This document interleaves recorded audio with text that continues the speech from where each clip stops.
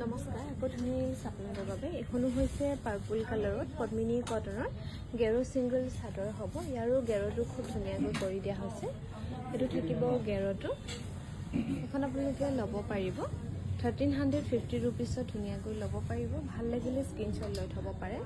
এখনো ব্লেকত হ'ব, পদ্মিনী কটনৰ গেৰো ছিংগল চাদৰ হ'ব। ইয়াৰো গেৰোটো খুব ধুনীয়াকৈ কৰি দিয়া হৈছে। এইটো থাকিব গেৰোটো 1350 ৰুপিছত ল'ব পাৰিব। ভাল লাগিলে স্ক্ৰীনশ্বট লৈ থ'ব পাৰে। এখন হৈছে হোৱাইটত ব্লেক কালাৰ পাৰি কৰি ধুনীয়াকৈ বনাই দিয়া হৈছে। পদ্মিনী কটনৰ গেৰো ছিংগল চাদৰ হ'ব। এখন থাকিব গেৰোটো 1350 ৰুপিছত ল'ব পাৰিব। ভাল লাগিলে স্ক্ৰীনশ্বট লৈ থ'ব পাৰে। এখনো খুবেই ধুনীয়া পাৰ্পল কালাৰ পাৰি কৰি পাৰ্পল কালাৰত বনাই দিয়া হৈছে। পদ্মিনী কটনৰ গেৰো ছিংগল চাদৰ হ'ব। 1350 ৰুপিছত ল'ব পাৰিব। ভাল লাগিলে স্ক্ৰীনশ্বট লৈ থ'ব পাৰে।